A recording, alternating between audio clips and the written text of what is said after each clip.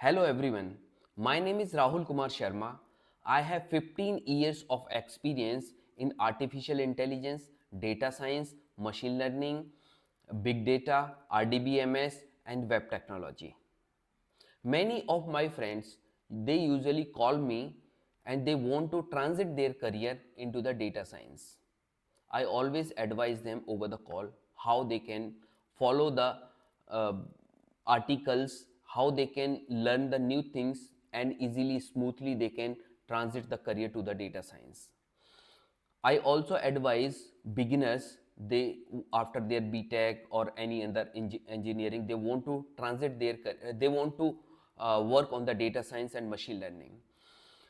But today I am planning to make some videos and I will post those videos on the LinkedIn that will definitely guide them how they can transit or they can move to the data science easily and what are the prerequisites and how they can smoothly transit or how they can make their career into the data science and machine learning.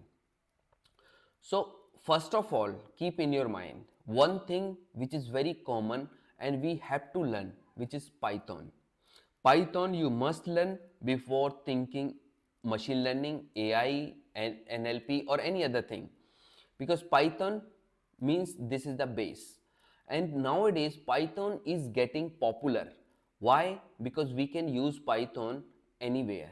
We can develop mobile applications, we can develop web applications, we can develop a desktop application, machine learning, AI, NLP, deep learning, web technology, and even the small things which we usually do in the office and people you don't know how they can do. Once they will learn the Python, they will understand. For example, you are sharing some files every day, you can write a 4 5 lines of code. That code will that script will work to automate your programs. These kind of things in my office I have done so many automations using the Python, so many automations. So once you will understand the Python, how it works, how you can install the Python in your system, then after that you can start working on the Python, do the practice as more as you can do. Keep in your mind, if you already have the experience in any programming language, I'm telling you, if you will study 2 to 3 hours every day, maximum you will take 2 weeks to learn Python. Python is simplest, one of the simplest language. If you don't have any experience in any programming language, keep in your mind, if you will study 2 to 3 hours every day with full dedication, you will take maximum 45 days, and in 45 days you will be Python expert. Once you will Python expert, then slowly you can move to the machine learning, NLP, deep learning, and web technology. If you are not much aware about how the programming works in the web technology, these things you can learn, but Python is the basic, you have to learn it. So today I am here with you and to share a video how we can install the Python, how we can start programming, basic programming in the Python, that will at least help you in starting of the Python. Once you will set up everything in your laptop, just open the Jupyter notebook and start doing the practice. One line of code we can easily execute in Jupyter, but other like Java, C Sharp, it's not easy to write the code, because we need classes, functions, then after that we can see the output, and deployment is also very difficult in .NET and Java. But in Python, nothing, very easily you can deploy Python code, and even you can write one line, you can execute that one line into the Jupyter notebook. So I will help you today how we will install the Python in our machine. So guys, now I will show you how you can set up Python in your machine. Even if you are using Windows, Linux or Mac operating system, you can easily install Python. After that you can test if it is successfully installed or not. If it is still not working, there might be one issue, which is path. So sometime after installation, you need to set path in your system configuration manually, which I will guide you. So first of all, you need to go to the python.org website, which I have directly given the link. Just click on this link. This Jupyter notebook file, this document, I will upload somewhere, and maybe GitHub, and I will give the link in the description. You can directly download and follow the instructions to install the Python. So first of all, you will just open the website python.org. This website can be, you can download the exe of Python from this website. So let's suppose I will guide you how you can download for the Windows. So this is for the Windows. Directly download Python, which is the 3.13.1 version. Once you will download, just install, directly click next, next, next, like you install other software, nothing else. Once you will install Python, you need to test if it is working or not. So how, in the guide I have mentioned here, just download and install. After that, verify it. How you can verify? From the command prompt. Copy this path, this command, python hyphen hyphen version, and open command prompt, cmd. This is command prompt. Once you will run python hyphen hyphen version, if Python is successfully installed in your machine, it will give you version of the installed version of Python. In my machine, Python 3.7.6 version is installed. We will continue with this version. You can download any latest version. Now I will show you how you can install. This is already installed in my machine, and the same thing you can follow. But as I mentioned, sometime once you will see there is no version and some error is coming, like Python is not this command is not correct, like that. So this means there might be some incorrect path in the environment variable which you need to set. So first of all, once you will install the Python, you must know where the Python is installed in your C drive.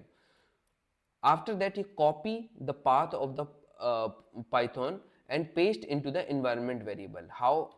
I will show you. Just open this one. There you can see there are two environment variables. One is for your account and second one is for the system account. So open, I will suggest you your account.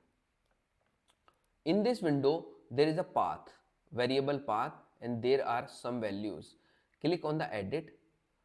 If you already not have path or maybe some incorrect path, then you can correct Python path. If you are new, then you can just click here, new, and put the Python location here. So in my case, I will show you where the Python is. In my case, I will show you, this is the C drive, and my Python location is this one, Rahul app data local program Python and Python 3.7. This path I need to copy. You need to copy this path and just paste here in the new line. After clicking on the new button, just paste like that. And the another path is, we have the script folder in the Python. Just double click on the script folder, and oh, something wrong happened. So this script folder, just double click, copy this path and paste this path also here in the new, paste this path. Once you will click this, these paths will save in your machine. Sometime you need to restart your system. Just check again by clicking, by running this command in the command prompt. If it is still giving error, just restart your machine. Next is Python on Linux. Follow these instructions for the Linux and run this command to check if Python is successfully installed or not. If not, then set the path and follow these instructions. Install the Python using the package manager, verifying the path, manual settings, and after that you can follow these instructions. But yes, good thing is you need to download the Python setup from this python.org. You have seen there are different, this is for the Linux and this one is for the Mac. You can download and install. Just follow these instructions for Mac and Linux. Once everything is installed successfully, this command is responding with the output as the current version of the Python. You can open your Jupyter notebook. Now the question is how you will open the Jupyter notebook. You can install Jupyter notebook in your machine, but I will suggest you install Anaconda. from the Anaconda website, just type on the Google Anaconda installation, Anaconda software. You will open Anaconda website, install Anaconda from the Anaconda website, and once you will install Anaconda, you will see a installed, let me show you, let me close this website for now. I will show you, this is my Anaconda. Once you will install and open Anaconda, you will see this is home. On the home you will see so many softwares are there, like Visual Studio Code, Spider, PyCharm. These are the IDs where you can run code. Otherwise you will open, if you are beginner or just first time you are practicing for the Python, I will suggest you use the Jupyter notebook. Launch your Jupyter notebook from here, and if it is already not installed, then you will see the icon like installed icon to install the Jupyter. Once Jupyter is ready, you will open Jupyter and you can run these commands. So I will run this command to check my version of Python. Once this command will respond properly with the proper version of the Python, I will understand this Python is properly set up in my machine and in Jupyter notebook. So let me run this command. So to run any command in Jupyter notebook, you need to just press shift and enter. Put your cursor here, shift and enter. Output is here, Python 3.12.7. Once this output is there, you can understand everything is perfect. Next command is, I will show you, in any programming language, first program we always print hello world. And hello world program in Python, you can see just a single line. You can just write your this thing, print bracket double quote hello world, and after that bracket close, and just shift and enter. You will see hello world is print. Hello world print means your command is running perfectly and Python is set up in your machine. After that we can check like pip command is working or not, because pip command is extremely important in Python. By using pip command we can install packages which will help us in other applications and other maybe some calculations and some logic we need to write using some libraries, and the pip command is mandatory. It should run in your Jupyter notebook. So just to test, I have just mentioned here pip install numpy. So don't forget to write this one. Once you will run this command is actually used to install numpy package, because numpy package is already in my machine, so that's why requirement already satisfied. If it is not there, then this command will install numpy. What kind of Python IDs we can use? Mostly people use Visual Studio Code. Jupyter notebook is perfect for the beginner and the people who is doing the career transition. They can do their practice on Jupyter notebook. The advantage of Jupyter notebook is you can just write one line of code, you can see the output in the next line immediately. There is no waiting time and immediate output is there. So save your time, use Jupyter notebook for your practice. PyCharm is also one of the popular IDE where people use the this IDE to write the code. See, Jupyter notebook doesn't work when we write a proper program. We are writing an application, we have to use Visual Studio Code, because we need to create multiple files, multiple classes, multiple libraries, which is not easy to handle in Jupyter notebook. So in that case, when we go to the application development, we must use any IDE. As we are in the introduction of Python, I will show you the syntax is also important to understand in the Python. So first we have understood how to install. Hello world program we already printed, IDE we already discussed. Now syntax play a crucial role in Python.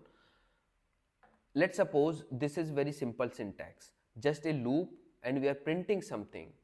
And let me show you, this range is 0 to 5, 0 to 4, because loop will run 5 times starting from 0 and end will at the 4. So let me show you this one. Iteration 0, 1, 2, 3 and 4, because 5 times loop executed started from 0 and end is the 4. If I, let's suppose, make it 7, then loop will end at the 6 value, because loop will start from the 0 and end at the 6 value. 7 times loop is uh, printing this value.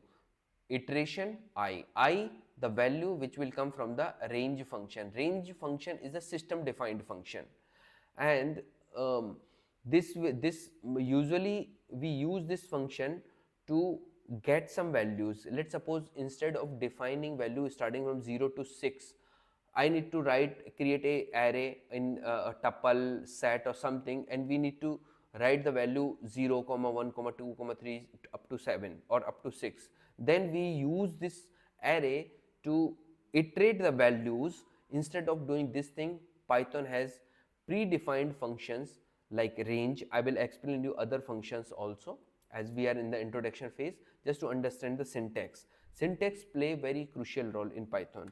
I will remove colon from the syntax and let's see how it will behave. What do you think? The program will run? Just think about it. Syntax play a crucial role. If you will remove colon, program will not work. It is giving error. And see, the Python is very smart. It is giving you syntax error expected colon. So put colon here and let me run it again. It is giving the proper output, iteration 0 to 6. Next is comment and docstring. So comments and docstrings play very important role in Python or any other programming language, because whenever we are writing program, we must write few lines in the comments so that next user, next developer can easily understand the meaning of the class, function or whatever you are writing in your application. Sometimes we write thousands of lines of code in application. That time we must define these lines, commented codes and docstring, so that new developer can easily understand. Doc strings play very crucial role in terms of creating documents. Let's suppose one application you have wrote and that application has thousands of lines, but in the end you want to create a document from that application so that we can share those applications to the new users, like maintenance team, support team. They will follow the guide, what is the purpose of this function. Instead of looking one by one line, they can check from the document where is this function, what error is coming, accordingly they can search from the document. So that's why we have to create doc strings in each of the program. Next is, I explained docstring class here. Docstring for the class, docstring for the package, docstring for the script. These are the some common things that we should create docstring for these three things. Variable and data type. In Python, we don't need to explicitly mention the type of the variable. Let's suppose I have given a variable. So guys, basically if you are new, variable is something which we can assign some value. So let's suppose I want to use this 42 value somewhere. So instead of directly using 42, I will put this value into the variable and I will use x in the program, so that in future if I want to change this value, so going to the program I will change this value directly. That's why variables are mandatory to define and assign some value. Python is a smart language and Python can understand 42 is the integer value, so no need to explicitly mention somewhere like integer. So just use directly this one. This is float. Decimal values are called float, and we are not defining again for the pi as a float explicitly. For the name also we have just mentioned, once we will enter something in double quote, it will consider as a string value. True, this is system defined keyword true, and is null, the system will understand this is a boolean type.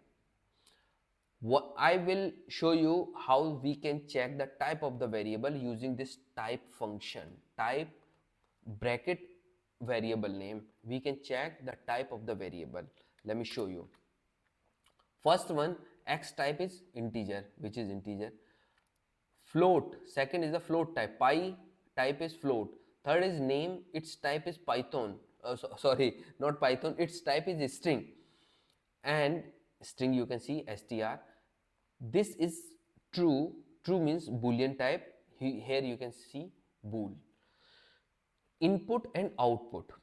Input and output play very crucial role when we are doing practicing. That time we can just create a small program so that we can enter input value and can check the output. Here enter your name.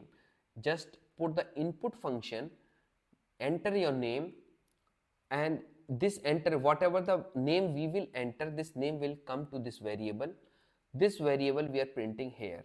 Let me show you how the input function will work into the Jupyter notebook. Just shift enter. This input box need some value which will go to the user name, and username will print here. So let's suppose if I'm entering Rahul here and just enter, you will see hello Rahul. Hello is already hard code value. Rahul, it came from the input value. Typecasting. Typecasting is very important in Python.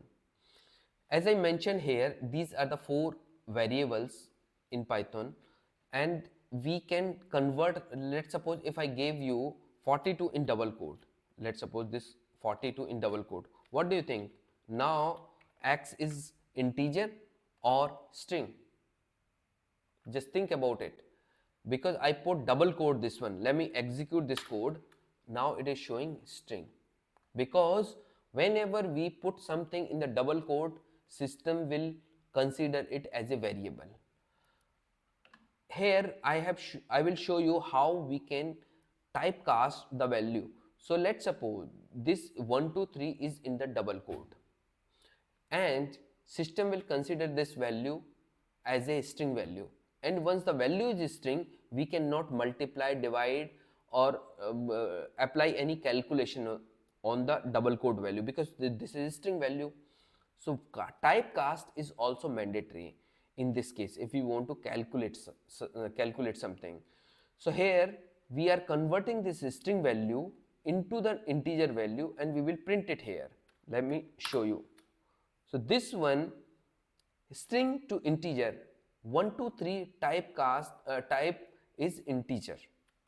If I remove this line, let's suppose if I remove this line and now I will print, it will give you string value, because we are not doing any typecast.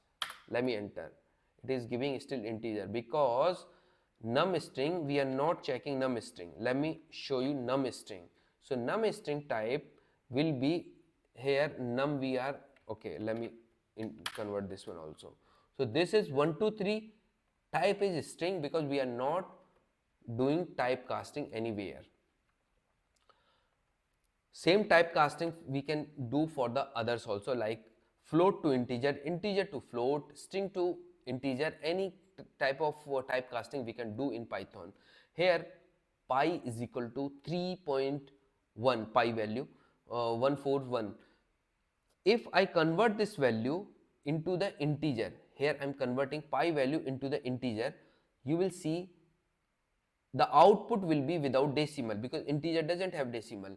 But here I'm typing, I'm showing you the type of the pi, and next in the next line I'm converting it, and again I'm showing the type of the pi. Let me run this code.